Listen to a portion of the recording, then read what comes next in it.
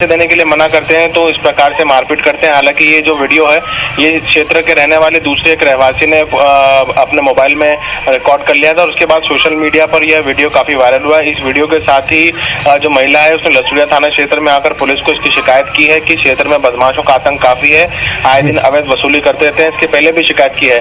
Police पूरे मामले में जाँच कर रही है और वीडियो के आधार पर आरोपी की तलाश की जा रही है। जी चलिए रवि, इस जानकारी के लिए आपका बहुत बहुत शुक्रिया। ये वही वीडियो जो कि वायरल हुआ है, लसूड़िया थाना क्षेत्र का ये मामला, किस तरीके से महिला के साथ मारपीट की गई है, तस्वीरों में साफ नजर आ रहा है।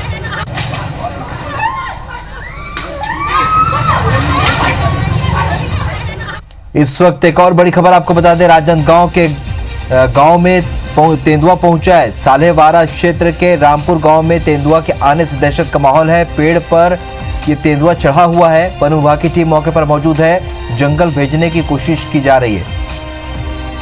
बड़ी खबर आपको राजनांदगांव से बता रहे, जहां गांव में इस वक्त तेंदुआ पहुंचा हुआ है। सालेवारा क्षेत्र के रामपुर गांव में तेंदुआ के आने से दहशत का माहौल है। तस्वीरें आप देख सकते हैं, पेड़ पर चढ़ा हुआ ये तेंदुआ। इस वक्त वन विभाग की टीम भी मौके पर मौजूद है। आलोक शर्मा हमारे सहयोगी और ज्यादा अपडेट के साथ फोन लाइन पर जुड़े। आलोक, जिस तरीके से तस्वीरें हम देख रहे हैं इस वक्त, क्या हालात है? क्या अभी पेड़ पर तेंदुआ मौजूद है? जी, राजनांदगांव जिले के जंगल सालेवारा जंगल का है, जंगल से ही लगा हुआ रामपुर है। रामपुर गांव में तालाब है, जंगल से लगा हुआ तालाब है। तालाब के पास ही पीपल पेड़ है। वहां पे कुछ ग्रामीण सुबह 10 बजे के आसपास नहाने गए तो उनकी नजर पीपल पेड़ पर पड़ी। पीपल पेड़ पर तेंदुआ बैठा हुआ था। ये खबर जैसे ही आग की तरह फैल गई तो गाँववासी उसको देखने के लिए वहां पे भीड़ लग गई। तुरंत ही वन विभाग को सूचना दी गई और वहां के जो रेंजर है उनके नेतृत्व में वन विभाग का अमला वहां मौजूद है। कोशिश ये की जा रही है कि गांव वाले वहां से दूर रहे और रात हो जाए, रात को जैसे भी हो तेंदुआ वापस जंगल की ओर निकल जाए। वन विभाग का सबसे पहला प्रयास ये है। जी चलिए आलोक, इस जानकारी के लिए आपका बहुत बहुत शुक्रिया। तस्वीरें आप देखिए किस तरीके से ये तेंदुआ पेड़ पर चढ़ा हुआ है और लोगों की भीड़ इस वक्त वहां जुटी हुई है। जैसे आलोक बता रहे हैं कि लोगों को हटाने की कोशिश की जा रही है और रात के वक्त उसे जंगल की ओर खदेड़ने के प्रयास में वन विभाग का अमला है।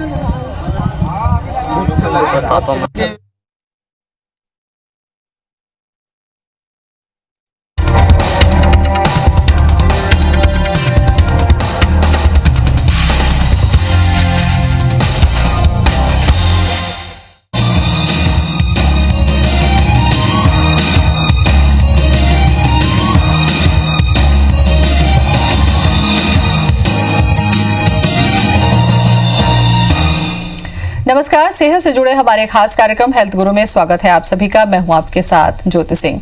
बाल हमारी न केवल सुंदरता बढ़ाते हैं बल्कि अगर बाल सिर पर रहें तो हमारा आत्मविश्वास भी बना रहता है।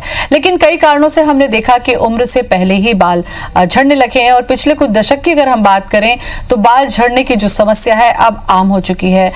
कम उम्र के बच्चों में भी ये शिकायत देखने को मिल रही है कि बाल तेजी से झड़ रहे हैं और ऐसे में सबसे ज्यादा समस्या होती है ये कि फिर इसका उपचार क्या हो, क्या गिरते हुए बालों को वापस लाया जा सकता है। ऐसी बहुत सारी समस्याओं को लेकर आज हम आपको जानकारी देंगे। तो चलिए शुरू करते हैं अपना खास कार्यक्रम हेल्थ गुरु।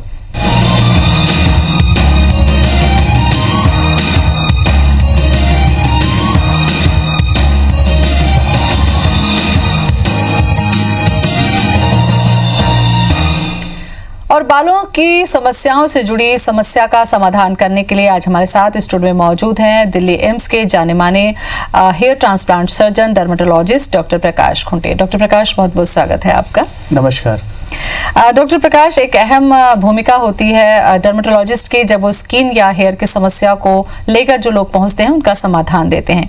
बालों के झड़ने की जो अगर हम बात करते हैं तो ये समस्या आप देखिए कि अब आम हो चुकी है। पहले के समय में उम्रदराज लोगों के ही हमने देखी ही बात होती थी, लेकिन अब स्कूल और कॉलेज के बच्चों में भी ये समस्या, क्या कारण देखते हैं आप? जी, आपने सही कहा कि आजकल जो बालों की समस्या है बहुत तेजी से बढ़ रही है और बहुत यंग एज में ये प्रॉब्लम देखने को मिलती है। देखिए, सबसे इम्पॉर्टेंट चीज़ें जो हैं जो आजकल चेंज हुई हैं वो हमारा खान पान, रहन सहन और इन्वायरमेंट है। हमारे अगर सराउंडिंग में देखें तो आपको हर जगह हर चीज़ें पॉल्यूटेड दिखेंगी, ठीक है। सेकंड इम्पॉर्टेंट चीज़ जो है वो है खान पान। आप देखेंगे कि आजकल के बच्चे जो हैं या यंगस्टर या टीनेज जो है ये बाहर का खाना जंक फूड ये बहुत ज़्यादा प्रिफर करते हैं बजाय घर के खाने के, जिसके कारण न्यूट्रिशन तो इनको मिलता नहीं है, बस पेट भर जाता है। इसके कारण हमारे बालों को भी पोषण नहीं मिल पाता और ये सारी परेशानियां बहुत ही अर्ली एज में शुरू हो जाती हैं। अगर हम बात करें रहन सहन की, तो देखिए इन आजकल smoking, alcohol, chemical usage, salon में कुछ प्रोसीजर्स हो गए, ये सारी चीज़ें भी काफ़ी बढ़ गई हैं, जिसके कारण हेयर फॉल काफ़ी देखने को मिलता है। बिल्कुल, ये तो महत्वपूर्ण कारण डॉक्टर साहब आपने बताया, लेकिन यहाँ पर कारण के साथ साथ थोड़ा लक्षण पर भी हमें चर्चा करनी चाहिए, क्योंकि सामान्य तौर पर हमने ये कहते सुना है कि अगर आपके दिन में 100 बाल गिरते हैं तो वो सामान्य है। क्या ये मिथ है या सच्चाई है, या कब हमें अलर्ट हो जाना चाहिए कि अब ये सामान्य नहीं, एबनॉर्मल स्टेज हो सकती है? जी, सो देखिए 50 से 100 बाल हम मानते हैं कि ये कॉमन है, और इसका रीज़न ये है कि हमारे जो बाल होते हैं वो एक साइकिल में होते हैं। एक ग्रोथ फेज़ होता है, एक ट्रांजिशन फेज़ होता है और एक झड़ने वाला फेज़ होता है, क्योंकि ये नॉर्मल लाइफ सेल्स है जो गिरते हैं फिर नए आते हैं, फिर गिरते हैं फिर नए आते हैं। कई बार ऐसा होता है कि बाल गिरने के बाद वापस नहीं आते, ठीक है, तो इसके कारण हमारे बाल कम दिखने शुरू हो जाते हैं समय के साथ, ठीक है। सो कुछ लक्षण होते हैं जिसको हमको ध्यान रखना चाहिए, जैसे कि अगर आपके बाल बंचेस में गिर रहे हैं, अगर आप कॉम कर रहे हैं और बहुत सारे बाल आपके हाथ में आते हैं, आप शैम्पू कर रहे हैं, बहुत सारे बाल आपके हाथ में आते हैं, इसका मतलब है कि कुछ प्रॉब्लम है। अगर आपको गंजापन नज़र आ रहा है या आपके बाल पतले होते जा रहे हैं, जैसे अगर आप देखेंगे कि घने थे पहले बाल आपके, जो आपकी चोटी होती थी वो कुछ साल पहले बहुत मोटी होती थी बट वो पतली हो गई, बीच के मांग चौड़े होते जा रहे हैं आपके, खासकर फीमेल्स में हम देखते हैं कि बीच का जो मांग है बहुत चौड़ा हो जाता है, बिल्कुल उनके सिर दिखने, जो स्कैल्प है वो विजिबल होने लग जाता है।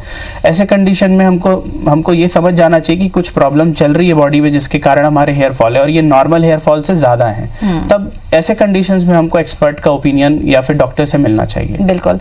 और ये जो बालों के झड़ने की जो टेंडेंसी होती है डॉक्टर प्रकाश, वो कितने तरीके से बाल झड़ते हैं? क्योंकि कई पैटर्न हमने देखे कि बाल झड़ते हैं, केवल पतले हो जाते हैं वहां तक तो समस्या है, लेकिन कई जगह पर कम, कहीं पर बहुत ही ज्यादा और कहीं तो बिल्कुल भी नहीं रहते हैं। तो कितने तरीके से झड़ते हैं बाल और क्या ये दोनों चीजें मेल और फीमेल में डिफरेंट होती हैं, ठीक है। मेल में अगर हम देखें तो आम गंजापन या आम, जिसको हम हमारे लैंग्वेज में मेल पैटर्न बाल्डनेस बोलते हैं, ये काफ़ी कॉमन है। इसका एक पैटर्न होता है, बहुत ही सिंपल सा पैटर्न होता है। अगर आप आसपास लोगों को देखें तो आप देखेंगे कि साइडों के बाल पहले झड़ते हैं उनके, ठीक है, उसके बाद फिर क्राउन, जो टॉप हमारा सिर का टॉप होता है, वहाँ के बाल झड़ जाते हैं। तो इनिशियली ये पतले होते हैं फिर झड़ते हैं, तो आपको एक पैटर्न नज़र आएगा इस पर।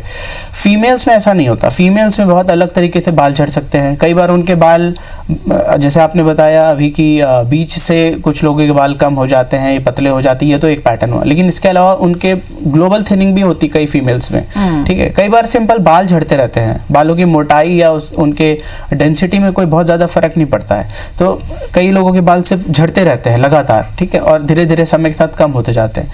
कुछ ऐसी बीमारियां होती हैं जिसमें कुछ और भी पैटर्न्स मिलते हैं, जैसे अगर आप देखेंगे एक कंडीशन हम जिसको बोलते हैं एलोपेशिया एरियाटा, जो बहुत ही कॉमन कंडीशन है, और एक ये ऑटो इम्यून कंडीशन है बेसिकली। सो इस कंडीशन में आपको पैचेस दिखने लग जाते हैं बालों पे, एक सर्कुलर पैच कुछ जगह पे आपको ये एक बीमारी है। इसके लिए भी आपको डॉक्टर से मिलना बहुत ज़रूरी होता है, क्योंकि अगर सही समय में इसका इलाज नहीं किया गया तो बढ़ भी सकता है ये प्रॉब्लम, है ना, सारे सिर पे फैल सकता है। ऐसे ही कुछ इन्फेक्शंस भी होते हैं जिसमें इस सर्कुलर पैटर्न में हमको हेयर लॉस के पैचेस दिखते हैं।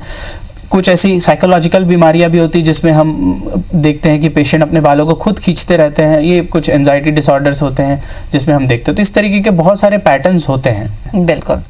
डॉक्टर के पास जाने वाले सवाल पर तो मैं आगे पहुंचूंगी डॉक्टर साहब, अभी तो मुझे लग रहा है कि जानकारी ज्यादा से ज्यादा मैं आपसे ले सकूं। ये जो बहुत सारे कारण आपने बताया और लक्षण भी आपने बताया, इसके अलावा भी क्या ऐसा होता है कि अगर किसी गंभीर बीमारी का इलाज चल रहा है उस दौरान, या प्रेगनेंसी के दौरान, या डिलीवरी के बाद ये प्रॉब्लम होती है? टाइफाइड जैसी बीमारी में भी कहा जाता है कि बाल झड़ जाते हैं लेकिन वो वापस आ जाते हैं, या किसी मेडिसिन का रिएक्शन की वजह से भी बाल झड़ता है, क्या कुछ ऐसे भी क्राइटेरिया होते हैं हेयर फॉल के? जी बिल्कुल, आपने बिल्कुल सही कहा। देखिए, हमारे बालों के झड़ने के 5-6 मेन कारण होते हैं। एक तो हमने डिस्कस किया कि एक मेल पैटर्न बाल्डनेस या एक अनुवांशिक बाल्डनेस जिसको हम बोलते हैं वो होता है। ऐसे ही फीमेल्स में भी होता है। ये अनुवांशिक जो चीज़ें होती हैं फीमेल्स में भी होती हैं, जिसमें एक पैटर्न हमको देखने को मिलता है। इसके अलावा इलनेस या डिजीज़, अगर बॉडी में कोई भी आपको इलनेस है या कोई परेशानी है, उसके कारण भी आपके बाल बहुत तेज़ी से झड़ते हैं। ठीक है।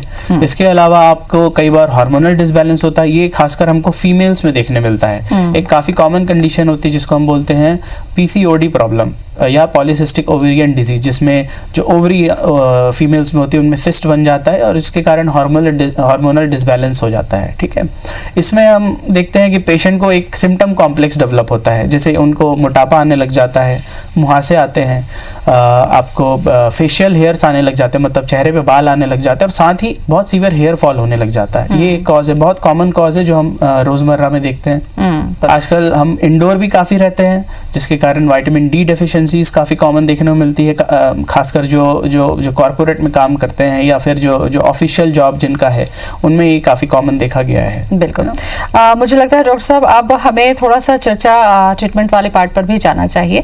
ट्रीटमेंट वाले पार्ट को अगर हम डिस्कस करते हैं तो शुरुआत यहाँ से करें कि अगर बाल आपके झड़ रहे हैं, ऐसे समय में अगर आप डॉक्टर के पास पहुंच जाते हैं तो क्या जो झड़े हुए बाल है वो वापस आ सकते हैं? एक सामान्य जिज्ञासा होती है जिनके हेयर फॉल होते हैं। जी बिल्कुल। अगर सही समय पे आपने अपने प्रॉब्लम को पहचान लिया और सही समय में आपने अपना इलाज शुरू कर दिया तो आपके बाल वापस आ भी सकते हैं और रुक भी सकते हैं। देखिए, कई घरेलू उपचार भी हम घरेलू चीज़ें भी बताते हैं पेशेंट को, जिससे वो जनरल केयर कर सकते हैं अपने बालों के। अगर शुरुआती दौर पे उनके बाल झड़ रहे हैं, जैसे कि आप केमिकल यूसेज कम करिए। ठीक है। जैसे आपके शैम्पूज, कंडीशनर ये सल्फेट फ्री, पैराबेन फ्री ये होने चाहिए।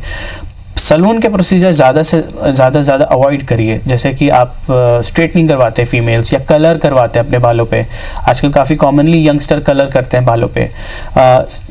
स्मूदनिंग हो गई या कोई केराटिन ट्रीटमेंट हो गया, ये सारे ट्रीटमेंट काफ़ी डैमेजिंग होते हैं हेयर्स में। इनफैक्ट घर में लोग आयरनिंग जो करते हैं, हॉट आयरनिंग या कर्ली करते हैं अपने हेयर को या स्ट्रेट करते हैं, ये सारे बहुत डैमेजिंग होते हैं बालों के लिए, क्योंकि ये बालों के बॉन्ड को तोड़ देते हैं। ठीक है। इसके अलावा आप इसको बचाने के लिए, अवॉइड करने के अलावा घर में जैसे आप ज़्यादा से ज़्यादा इसको गीले बालों में जैसे कंघी ना करें। ठीक है। या आप बहुत टाइट बालों को बांधें नहीं। ठीक है। मॉइस्चराइज करने के लिए आप हेयर ऑयल कर सकते हैं, बट डैंड्रफ है तो डेफिनेटली हम उसके लिए अवॉइड करने बोलते हैं हेयर ऑयल को। बट हेयर ऑयलिंग से थोड़ा मॉइस्चर मिलता है बालों को, थोड़ा सा आपको मसाज करते हैं तो ब्लड फ्लो बढ़ता है। तो ये कुछ घरेलू नुस्खे होते हैं जो आप कर सकते हैं। कर्ड वगैरह आप लगा सकते हैं, ये भी एक मॉइस्चराइज़र होता है बालों के लिए, वो भी आप लगा सकते हैं। कई लोग बोलते हैं कि जैसे फ्रेंड्स ने ये बता दिया, किसी आस पड़ोस के लोगों ने बता दिया, ये सारी चीज़ें अवॉइड करनी चाहिए। लेकिन ठीक है, आप डॉक्टर से सलाह लीजिए, वो आपको सारी चीजें बता देंगे। बिल्कुल। तो घरेलू इलाज के साथ साथ बहुत महत्वपूर्ण चर्चा भी हम कर रहे हैं डॉक्टर प्रकाश से। अब ये जानने की जरूरत होगी, बहुत सारे लोगों के मन में ये सवाल उठ रहा होगा कि क्या कुछ ऐसे ट्रीटमेंट हैं जिससे हमारे जो गए हुए बाल हैं वो वापस आ सकते हैं या फिर गंजापन दूर हो सकता है? इससे जुड़ी जानकारी भी मैं लूंगी। लड़कियों के बालों के झड़ने से रोकने के लिए बहुत सारे उपाय डॉक्टर साहब ने बताया, लेकिन आज ये समस्या लड़कों की भी है डॉक्टर साहब, और उनको भी क्या कुछ ऐसे घरेलू उपाय आप बताएं कि जिससे वो अपने बालों की देखभाल कर सकते हैं जब तक कि वो डॉक्टर के पास नहीं पहुंचे हैं? जी, जैसे अभी हमने कुछ देर पहले ही डिस्कस किया था कि आजकल कलर बहुत ज़्यादा लोग यूज़ करते हैं। तो यंगस्टर में आप देखेंगे बिकॉज सोशल मीडिया और ये जो माइक्रो मीडिया आ गई है आजकल, जिसमें लोगों को बहुत प्रेजेंटेबल रहना पड़ता है, तो आजकल कलर, वैक्स, हेयर जेल्स, बहुत सारे ऑयल्स आते हैं मार्केट में जो फ्रेग्रेंस या फिर केमिकल से भरपूर होते हैं, ये सब चीज़ें अवॉइड करनी चाहिए। हेयर फॉल हो गया है और सही समय पर अगर डॉक्टर के पास पहुंच गए हैं डॉक्टर साहब, तो यहाँ पर अब थोड़ा सा ट्रीटमेंट को हम डिस्कस करें कि क्या कुछ जो शुरुआती कदम होते हैं उसमें क्या मेडिसिन इफेक्टिव होती है कि हेयर फॉल रुक जाए? जी बिल्कुल। डॉक्टर यूजुअली जब भी कोई पेशेंट उनके पास जाता है तो पहले सारा क्लिनिकल एग्जामिनेशन करते हैं। कई बार ज़रूरत कुछ ब्लड टेस्ट की भी रहती है, क्योंकि न्यूट्रिशनल डेफिशिएंसीज वगैरह रूल आउट करना होता है, या कोई डिजीज़ होता है, थायराइड हो गया या फिर कुछ ऑटोइम्यून कंडीशंस हो गए बॉडी में, तो ऐसे रूल आउट करने के लिए कई बार वो ब्लड टेस्ट भी लिखते हैं। दवाइयाँ अवेलेबल हैं और बहुत अच्छी दवाइयाँ अवेलेबल हैं जो बालों को रीग्रोथ दे सकती है, हेयर फॉल रुक सकता है, आपके बाल वापस भी आ सकते हैं। तो ये दवाइयाँ डॉक्टर की सलाह से आप स्टार्ट कर सकते हैं। इसके जो जांच है वो कई बार ये होता है कि जड़ों को देखकर आप लोग जान जाते हैं, पहचान जाते हैं, तो क्या ऐसी संभावना होती है तब हम दवा पर जाते हैं? जी ज़्यादातर देखिए मरीज़ जो होते हैं वो काफ़ी अर्ली स्टेज में ही आ जाते हैं हमारे पास, और वो दवाइयों से हम उनको काफ़ी अच्छे से मेंटेन कर पाते हैं। खासकर ये जो मेल पैटर्न बाल्डनेस या फीमेल पैटर्न बाल्डनेस होता है, जो अनुवांशिक होता है, इसमें दवाइयाँ लगातार लेनी होती हैं क्योंकि ये अनुवांशिक है, ये लाइफ लॉन्ग चलने वाला प्रोसेस है। अर्ली स्टेज में आने के बाद ये होता है हमने दवाई स्टार्ट कर दी, पेशेंट ने लेना शुरू कर दिया, और वो हम जैसे बोलते हैं उनको कि जब तक आपको बाल अच्छे से रखने हैं तब तक आप लीजिए, या लाइफ लॉन्ग रखने हैं तो लाइफ लॉन्ग लीजिए, उसमें कोई साइड इफेक्ट या कोई दिक्कत की बात नहीं है। तो इस तरीके से हम दवाइयाँ शुरू करके आगे मेंटेनेंस फेज में डाल सकते हैं पेशेंट को। तो ज़्यादातर पेशेंट तो इस कैटेगरी में होते हैं, लेकिन कुछ पेशेंट्स ऐसे होते हैं जो थोड़ा लेट आते हैं, जिनको और भी चीज़ों की ज़रूरत होती है। तो हमारे पास कुछ और भी थेरेपीज़ आजकल जो नया इन्वेंशन हम अगर माने तो हो गया है, जैसे कि PRP थेरेपी आजकल काफ़ी फेमस थेरेपी है, जिसको हम फुल फॉर्म जिसका है प्लेटलेट रिच प्लाज्मा। बेसिकली हम इसमें कुछ पेशेंट के 10-20 ml ब्लड ले लेते हैं, उसको सेंट्रीफ्यूज करके जो उसके प्लेटलेट्स होते हैं उसको निकाल के हम वापस स्कैल्प में इंजेक्ट करते हैं, जिससे बेसिकली ये देखा जाए तो एक ग्रोथ फैक्टर जैसा काम करता है जो बालों को स्टिमुलेट करता है। तो ये अगर बहुत सीवियरली बाल झड़ रहे हैं किसी के, या फिर थोड़ा गंजापन भी साथ में आ गया है, तब ये अच्छा काम करता है। ये सब ट्रीटमेंट है। इसके अलावा और भी ट्रीटमेंट जैसे मीजोथेरेपी आजकल बहुत ही कॉमनली यूज होता है क्लिनिक्स में, या फिर अगर आप देखें तो लेजर ट्रीटमेंट भी आजकल आ चुका है इसके लिए। देखिए अगर गंजापन आ गया है पूरा, तब तो फिर हमारे पास सिर्फ एक ऑप्शन बचता है जिसको हम बोलते हैं hair transplant surgery. Okay, hair transplant surgery basically एकमात्र सोल्यूशन है जो परमानेंट सोल्यूशन है। बाकी जिसकी भी हमने अभी तक बात की, दवाइयाँ हो चाहे प्रोसीजर्स हो, ये सारी ट्रीटमेंट जब तक आप लेंगे तब तक आपको फायदा देगा, क्योंकि सारी ट्रीटमेंट बेसिकली अनुवांशिक जो हमारा हेयर फॉल हो रहा है उसी के लिए बनाई हुई है। अगर टेम्पररी हेयर फॉल है वैसे तो ठीक हो जाता है, 3 से 6 महीने आप दवाई लीजिए। अगर प्रेगनेंसी के बाद किसी के बाल झड़ रहे वो ठीक हो जाएगा, कोई बीमारी है उसको ठीक कर दीजिए वो भी ठीक हो जाएगा। लेकिन जो गंजापन है उसमें अगर दवाई काम नहीं कर रही है तब हम आते हैं हेयर ट्रांसप्लांट सर्जरी पे। ठीक है, तो ये एक परमानेंट सोल्यूशन है। बिल्कुल। हेयर ट्रांसप्लांट को डॉक्टर साहब मुझे लगता है मैं समझना चाहूंगी कि हेयर ट्रांसप्लांट वास्तव में है क्या और ये किस तरीके से पूरी प्रक्रिया होती है? जी देखिए, अगर आपने नोटिस किया होगा तो चाहे पेशेंट लोगों की एज कितनी भी हो, चाहे वो 70 ईयर्स के हों चाहे 75 ईयर्स के हों, आपने देखा होगा उनके पीछे के बाल रहते हैं। ठीक है, आपने ये नोटिस किया होगा, सामने के बाल कितना भी उनका चला जाए, कितना भी उनको गंजापन आ जाए, जो ये पीछे के बाल होते हैं बेसिकली ये हमारे परमानेंट हेयर्स होते हैं। ये इसलिए होता है, ये जो अनुवांशिक जो हेयर लॉस का जो प्रॉब्लम है, जिसको मेल पैटर्न हेयर लॉस हम बोलते हैं, इसमें हमारा जो मेल हार्मोन है, टेस्टोस्टेरोन हार्मोन है, ये काम करता है। बेसिकली हमारे पास बालों की जड़ों में कुछ रिसेप्टर्स होते हैं जहाँ पर ये टेस्टोस्टेरोन हार्मोन एक और हार्मोन में कन्वर्ट होके, जिसको हम DHT डायहाइड्रोटेस्टोस्टेरोन बोलते हैं, उसमें कन्वर्ट होकर अटैच होता है, और ये रीज़न होता है हमारे बालों को पतला करने का। ठीक है, अच्छा। ये जो रिसेप्टर्स होते हैं ये हमारे बालों के पिछले हिस्से में, स्कैल्प के पिछले हिस्से में नहीं होते हैं। तो ये जो बाल है, अगर मैं इसको सामने लगा दूं या जहां भी मेरे को गंजापन है वहां लगा दूं, ये परमानेंट ही रहेंगे। ये अपना कैरेक्टर मेंटेन करके रखेंगे, जिस कंसेप्ट को हम डोनर डोमिनेंस कंसेप्ट बोलते हैं ट्रांसप्लांट के लैंग्वेज में। ये परमानेंट सॉल्यूशन तो है डॉक्टर साहब, लेकिन ट्रांसप्लांट सर्जरी को लेकर लोगों के बीच में मिथ बहुत ज्यादा है, और मुझे लगता है कि इलाज से पहले मिथ तोड़ना बहुत जरूरी है जागरूकता के लिहाज से। लोगों को ये लगता है कि अगर सिर के ऊपर हेयर ट्रांसप्लांट किया जाएगा तो हमारे ब्रेन पर इसका असर होगा, हमारी आंखों की रोशनी कम हो सकती है, या हमारे दिमाग की नसों में इसका असर पहुंच सकता है। तो मुझे लगता है कि ट्रीटमेंट से पहले इसको ही आप एक्सप्लेन कर दीजिए। जी देखिए, हेयर ट्रांसप्लांट बहुत ही सिंपल सा प्रोसीजर है और बहुत ही सुपरफिशियल सर्जरी है। ठीक है, एक तरीके से समझिए कि ये स्किन की सर्जरी है। इसमें कोई ना ही हम ब्रेन के अंदर जा रहे हैं, ना ही हम किसी ऐसी बड़ी नसों को टच कर रहे हैं जिससे आपको कोई नुकसान हो सकता है। आप सिंपल सा लॉजिक इसमें ये है कि जो हमारा हेयर है उसका डेप्थ हमारे स्किन पे 4 to 5 mm ही होता है। ठीक है, इतने ही डेप्थ में हमको जाना होता है, जो भी चीज़ें हमारी हो रही है इस डेप्थ में ही हो रही है। तो बेसिकली स्किन के नीचे हमारे पास फैट लेयर है, हमारे पास मसल्स की लेयर है, उसके बाद हमारे पास कुछ फेशियाज जिसको हम बोलते हैं वो होता है, उसके बाद बोन होते हैं, उसके नीचे और भी लेयर्स होते हैं, फिर हमारा ब्रेन आता है। तो इतना डीप हमारा ब्रेन है। बेसिकली ब्रेन सर्जरी के लिए हमको की होल सर्जरी करना पड़ता है, बोन के अंदर जाना पड़ता है। तो ये बिल्कुल मिथ है, एक बहुत बड़ी भ्रांति है इसके बारे में, हेयर ट्रांसप्लांट सर्जरी के बारे में, कि इससे नुकसान होता है ब्रेन में या आंखों के ऊपर, ऐसा कुछ भी नहीं है। ठीक है, ये बिल्कुल सिंपल सी सर्जरी है, बहुत ही सुपरफिशियल सर्जरी है, किसी भी बड़े वेसल्स को हम टच भी नहीं करते इस सर्जरी में। डॉक्टर साहब, ये जो सर्जरी है क्या एक बार में ही सारा कुछ हो जाता है या इसके लिए भी कई स्टेप्स में जाना पड़ता है पेशेंट को? जी बिल्कुल, इसमें यूजुअली 2 से 3 सेशंस लगते हैं। अगर हमको ये डिपेंड करता है आपके बाल्डनेस के ऊपर, आपके बाल्डनेस कितनी है। ठीक है, ज्यादातर देखिए पेशेंट जो आते हैं अर्ली स्टेज में आते हैं बाल्डनेस के, तो सामने का ही बाल उनका झड़ा हुआ रहता है, तो उस कंडीशन में तो सिर्फ 1 दिन की सर्जरी में ये हो जाता है। ठीक है, और ये जो सर्जरी होती है उसके बाद बाल जो है आपके 6 से 8 महीने में वापस आ जाते हैं, परमानेंट बाल होते हैं और नेचुरल बाल होते हैं। ये इसको आप काट सकते हैं, ये वापस ग्रो करेंगे, फिर आप इसको ट्रिम कर सकते हैं, जैसा चाहे वैसा हेयर स्टाइल कर सकते हैं। तो ये नेचुरल होते हैं, बेसिकली खुद के बाल होते हैं ये। अच्छा, इसकी जो घनापन होगा, यानी कि इसकी जो डेंसिटी होगी, उसको किस तरीके से डिसाइड करते हैं आप लोग, और इसके लिए कितना वक्त लगता है और क्या सावधानी हमको रखनी पड़ती है सर्जरी के बाद?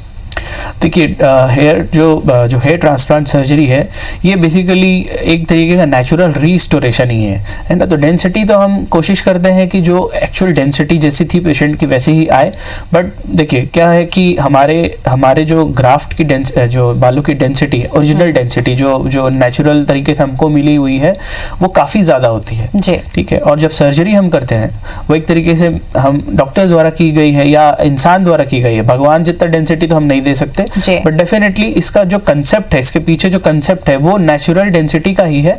और नेचुरल डेंसिटी हम 50% डेंसिटी में अचीव कर जाते हैं। अगर हमने 50% रिस्टोरेशन हेयर का कर दिया है, मतलब मान लीजिए अगर 100 बाल है आपके 1 सेंटीमीटर स्क्वायर में, हमने 50 भी डाले वहां पर, तो आपको नेचुरल डेंसिटी ही दिखेगी। ऐसा लगेगा कि नहीं, आपको लगेगा ही नहीं कि यहाँ पर कभी बाल गए थे आपके, बिल्कुल नेचुरल तरीके से वो वापस आ जाते हैं। बिल्कुल।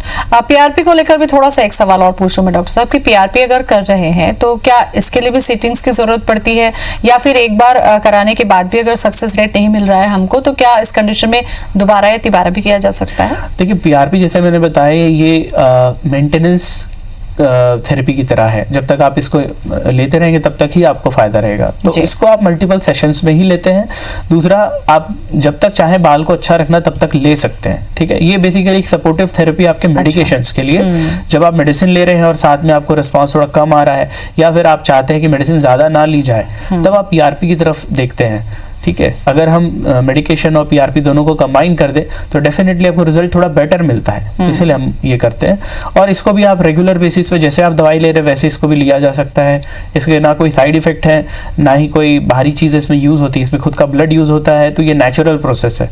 तो इसको लाइफ लॉन्ग भी लिया जा सकता है, जब तक चाहे तब तक। पेशेंट्स यूजुअली 1 साल 1.5 साल का हम थेरेपी साथ में पेशेंट को बोलते हैं लेने के लिए, जब भी वो मेडिकेशन ले रहे हैं। अच्छा, इस तरीके की जो समस्या है उससे हमेशा के लिए तो निजात, लास्ट ऑप्शन हमारे पास में सर्जरी ही है। लेकिन अपने बालों को घना रखने के लिए, हेल्दी रखने के लिए क्या कुछ खान पान या मेडिसिन जो ऐसी है, विटामिन मिनरल्स जो हम ले सकते हैं, मुझे लगता है टिप्स के तौर पर आपको देना चाहिए हमारे दर्शकों को?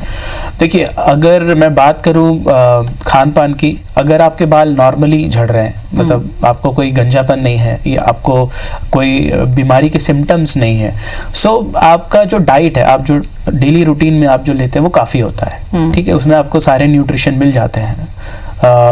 बशर्ते आप बाहर का ज़्यादा नहीं खा रहे हैं, आप घर का ही ज़्यादा खा रहे हैं, रोटी चावल सब्जी जो हम खाते हैं। Middle class, upper middle class, affluent families जो होती है, इसमें न्यूट्रिशनल डेफिशिएंसी यूजुअली नहीं होता है बाकी चीज़ों की, अपार्ट फ्रॉम विटामिन डी और B12 जो प्योर वेज होते हैं उनमें हो जाता है कई बार। सो ऐसे कंडीशन में जो हम नॉर्मल खाना खाते हैं वो काफ़ी है, आप रोटी सब्जी चावल खाइए। इसके अलावा अगर आपको कुछ खाना है तो आप ड्राई फ्रूट्स ले सकते हैं, बादाम, वॉलनट्स हो गए। इसके अलावा आप स्प्राउटेड ले सकते हैं, है। जो पल्सेस होते हैं उसमें काफ़ी प्रोटीन और vitamin B12, omega 3 fatty acids, ये सारी चीज़ें होती हैं। मिल्क प्रोडक्ट्स जो होते हैं, मिल्क और मिल्क प्रोडक्ट जैसे पनीर या घी या फिर आपकी जो होल मिल्क होता है वो आप ले सकते हैं। इसको ये सब सारी चीज़ें हमारे हेयर को या स्किन को या पूरे बॉडी को अगर माने तो बहुत हेल्प करता है, हेल्दी रहता है। जी बिल्कुल। तो काफी महत्वपूर्ण जानकारी डॉक्टर साहब आज आपने दी, बहुत बहुत धन्यवाद आपका। जी नमस्कार। तो बालों की देखभाल करना भी हमारे लिए उतना ही जरूरी है जितना हम अपने सेहत का ध्यान रखते हैं। तो अपने खान पान का ध्यान रखिए, अपना रूटीन को ध्यान पर रखिए, और अगर बाल लगातार झड़ रहे हैं तो अपने डॉक्टर की सलाह जरूर लीजिए। फिलहाल इतना ही, नमस्कार।